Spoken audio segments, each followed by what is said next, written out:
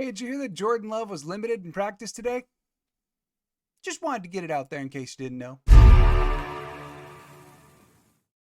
What's up, everybody? Welcome to another episode of Lombardi Time Brews, where I'm your host, John Delray. Today we are previewing Packers versus Titans, the Week 3 matchup. So we're going to go through who the Titans are, what they've been doing over the last 2 weeks, and how the Packers seemingly match up against them. I do expect the Packers to do some things differently in this game than they have done in the last 2 weeks, especially on the defensive side of the ball. As for the offense, yeah, a lot of it is going to depend on who their quarterback is. So let's get started right away. Let's hit that injury report. Don't worry, looks a lot longer than it really is. For the Tennessee Titans, only one player got a designation. That would be running back Tyjae Spears. He is listed as questionable, but if you go dive into Tennessee Titan content, they seem like he's much more on the, even though it's not a designation anymore, much more on the probable side of things. He even worked his way up to a full participation in practice today, so they're thinking he's going to be good to go. Also, if you span over the Titans roster, this is where I like to include also notable reminders about who's on IR. Not that many for the Titans. No one's super notable in that regard. As for the Packers, this is where it gets interesting, and don't worry, again, way longer than the actual designations. Jordan Morgan, the first-round rookie, their right guard, rotating in with Sean Ryan. Well, not this Sunday, as he is out with his shoulder injury. It was also confirmed today that it is the same shoulder that he had some difficulties with in camp, so hopefully he can get it right soon. Then, Carrington Valentine, who had a very strong game just last week against Indianapolis. Well, he's doubtful. He did not get in any practice time this week. 3 straight did not participate. It is not looking likely for Valentine to play, which means expect a lot more Eric Stokes in this game. Okay, yeah, then the big one. Jordan Love, getting in his 3rd straight limited practice today. Now, in a normal situation, you'd think that that puts a player on a trajectory to play, right? You get 3 straight limiteds in, you get a questionable tag. Generally, you're on that path to get in, but we've seen this before. The Packers have done this before, especially with like notable players. Keep in mind Jair Alexander for last year. He went through a stretch of time with this too. Marquee players getting limited practice in and then getting questionable. And then ultimately we're all disappointed because they're not active on game day. Add in the fact that Jordan Love is the franchise quarterback, and it gets further complicated here. Now, he only really plays if the team truly believes that him playing cannot further damage the knee. That was always the narrative with Rodgers too. When he was banged up and would get in the game, they said it's fine. They would clear him if they believed that him playing couldn't cause further damage. So are we in that situation with Jordan Love or not? We may find out this weekend. When Matt LaFleur was asked during his press conference today, has he been medically cleared? He basically responded with, "We're continuing to work through that." So in other words, he didn't really want to say, or they just genuinely don't know yet, or they're not truly going to test for that clearing until tomorrow. But we do know 3 straight limited practices. If he's not going this week, then it seems darn near surefire that he would return against Minnesota in week 4. So also keep in mind here too, I know y'all know this, but the Packers' conservative nature on the medical side of things, LaFleur is not always the deciding factor as to whether these 50-50 shots actually get to play or not. Sometimes he is overruled by the medical staff, and so we'll have to see. The thing is, though, in this game, see, against Indianapolis, Matt LaFleur said, well, whether it was Malik Willis, whether it was Jordan Love, it's pretty much the same game plan that we were going to roll out because we we're going to run it a ton with Love anyway to protect him, etc., etc. This game, though, I think they've got to be running nearly 2 different game plans. The Titans are a different defense than the Colts were. So if it's Malik Willis time again, I would expect a similar game plan to last week against the Colts, but uptick his pass attempts. I do think he earned it. I think it's called for against the Titans defense, which is better at run defense than Indianapolis is by a good stretch. So while not going crazy, I think maybe you can expect like low 20s in terms of pass attempts, not 14. And I do think the Packers are going to have to get the ball outside in the run game more and call for Willis to go downfield more. This is not a good matchup for running straight up the middle. In that way, Tennessee is very much like Philadelphia was in week 1. Philadelphia, we talked a lot about their great defensive tackles. Well, Tennessee's got Jeffrey Simmons. Now, granted, they run a 3-4, so he's technically on the end, but they got Jeffrey Simmons on the line. They've got Sweat on the line, Joseph Sebastian Day, who has been struggling in run defense thus far. Nonetheless, really big dude. So this isn't a great line to just go running into the buzzsaw. They got to get outside. If Love, on the other hand, is able to go, I wouldn't necessarily full-blown expect just a return to the Packer offense and Love going to sling it 50 times. Probably will be more running than we are normally accustomed to seeing with complete health. And probably also, too, like fewer bootlegs that call for Jordan to have to clear the pocket. I would expect still a pass-heavy game plan, but a lot of pocket navigation from Jordan.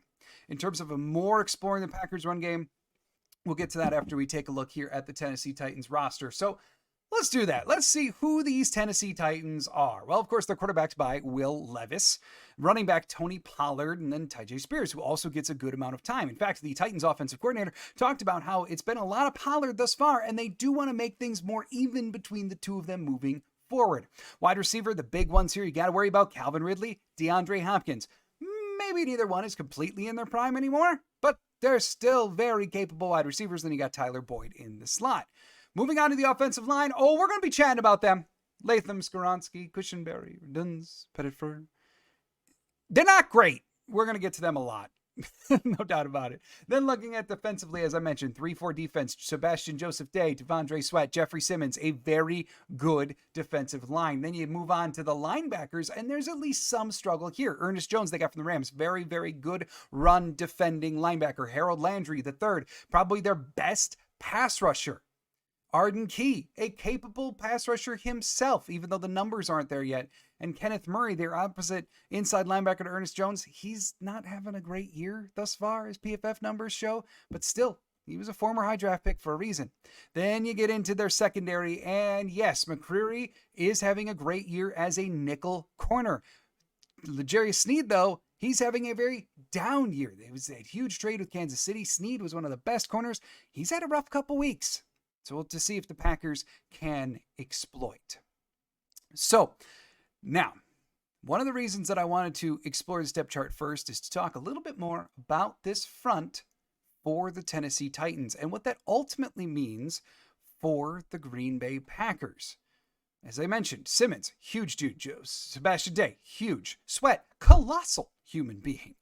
They are tough to run on. Overall, Tennessee is 10th in the NFL through 2 weeks of only giving up 92.5 yards per game on the ground. But per PFF, there are a couple key players that you can actually hone in on and still have some success. The thing is, though, as I mentioned, most of these guys are outside. One is weak side linebacker Arden Key, 53.3 run defense grade per PFF. L'Jarius Sneed, 59.7. But the real weaknesses thus far, and I mentioned it, like Joseph Day's been struggling, a run grade thus far of only 29.1. His rotational buddy, James Lynch, not much better, 38.7. So considering that most of these individuals won't play straight up the middle, it may help explain why the Jets had such success throwing to their running backs last week. I want to show this to you. This would be from Bruce Irons. He put out that over 42% of the passing yards and all of the passing touchdowns the Jets got in their win over the Titans last week came from their running backs. And yes, Josh Jacobs, who has been used as a receiver thus far, absolutely could get the ball through the air. Oh, I want to throw this in too, just as an aside. Running to the outside, I've, said like at times that they should be doing it and more in timing of games, etc. But it actually kind of goes pretty well with what they've been doing with Josh Jacobs. 47 attempts thus far, 22 have been outside of the offensive tackles for Josh Jacobs. So now let's take a look as for the Titans offense against the Packers D. Let me just get rid of a few of these graphics here. There we are. All right. So the focus here absolutely is on their quarterback, Will Levis. This is not the same old Tennessee Titans with Derrick Henry there. They want to ground and pound with Vrabel as their coach. No, now they've got two dynamic running backs. They've got Hopkins, Ridley, a young QB that they want to use. So starting with Tony Pollard, he still has some get up and go. Through 2 games, he's averaging 4.4 yards per carry and is 9th in the NFL with a breakaway percentage of 28.5%, meaning nearly a third of his yards have come on chunk runs over 15 yards. And while he's not what he was back in his heyday with Dallas 2+ years ago, he can still get you if he gets a lane. And he's doing a significantly better job than he ever did last year of breaking tackles. He's forced 9 missed tackles thus far, good for 4th in the NFL. And that never really has been Pollard's game, but we're seeing it thus far. By the way, as a total aside, the 9 missed tackles forced, that's more missed tackles than Tennessee's defense has through 2 games. They've only got 8 missed tackles through 2 games. Way better than Green Bay, who had 9 in week 1 alone. But, okay, looking at the Titans' passing game, this is where things begin to go awry for Tennessee. They have been struggling. And as for why, I at least wanted to post this. This was put out by Mike Herndon, who's a Titans columnist for paulkaharski.com. And he basically, the overall summary of this tweet here really is that he's pleading for patience from Titans fans who are frustrated with the Titans offense. And so he lists 6 things here. And he says the Titans are starting the youngest OL in the NFL, ages 21, 23, 26, 26, and 25. That unit is playing in a new offense with a new offensive line coach, and 4 of them weren't starters here last year. By the way, Tennessee also had the worst offensive line in football last year by most metrics too. So big change. However, same results. Number 2, Brian Callahan is not only a new head coach, but he just finished calling plays in a real game for the 2nd time in his life Sunday. Number 3, Will Levis is learning a new offense for the 4th consecutive season, twice at Kentucky, twice with the Titans. Number 4, 7 of the 10 starters Levis is playing with are new starters. Number 5, the Titans played 2 of the league's best defenses from the end of last season, those first 2 weeks, both led by veteran defensive-minded head coaches. Number 6, Levis's favorite target from a year ago and only real returning weapon has clearly been hampered by a knee injury. He's talking about the lack of productivity from DeAndre Hopkins thus far. So let's talk through the Titans' offensive line. And if you're a Packer fan, good, this is great for you. This should put you in a much better mood because it's really young, but they have been very rough thus far. Let's work from our outside in. J.C. Latham, he was left tackle this year. He currently sits at 38th out of 56 offensive tackles in pass blocking efficiency. His counterpart on the right side, who's projected to go against Rashawn Gary for most snaps, 56th out of 56. Let's see why. Latham through only 2 games. Keep in mind, Levis has 73 dropbacks through the first 2 weeks. 73. That's an important number here. On 73 dropbacks, Latham has allowed 1 sack, 2 hits, 3 hurries, and 6 pressures. At right tackle, Petit Frere, again, 73 dropbacks, 2 sacks, 1 hit, 8 hurries, and 11 pressures. He's allowed a hurry on over 10% of Levis's dropbacks. He's given up a pressure on 15% of them. He is decidedly, to this point, granted small sample, only 2 weeks, but still, he is decidedly the worst pass blocking tackle in the NFL by most metrics through the first 2 weeks. And now we get Rashawn Gary against him. The interior, it doesn't get a ton better for the Titans. There are 59 guards in the NFL who have pass blocked at least 54 snaps. The 2 for the Titans rank 56th and 52nd out of 59. On the left side, left guard, Peter Skoronski, he's allowed 0 sacks. Good for him, but still 3 hits, 4 hurries, and 7 pressures. Again, pressure rate of almost 10%. On the right side, Dylan Redunz has allowed 1 sack, 5 hurries, and 6 pressures. At center, Lloyd Cushenberry, by far the best of the bunch, even he has allowed 2 hurries in as many weeks. So we know Tennessee is okay at run blocking when they can create a lane for Pollard, but abysmal at pass blocking. So let's see how Will Levis fares with all of this pressure. So I'm going to show this to you. You can see the numbers. I know they may be a little hard to read there. Let me see if I can make that. There, it's a little bit clear. But in terms of dealing with pressure, when he's kept clean, which has been about 56% of his dropbacks, we're looking at a guy who's 26 for 38. That's 68% completion. Certainly not bad. 1 touchdown, 1 pick. 213 of his 319 yards have come and kept clean. However, when he's under pressure, on almost 44% of his dropbacks, he is 12 of 22.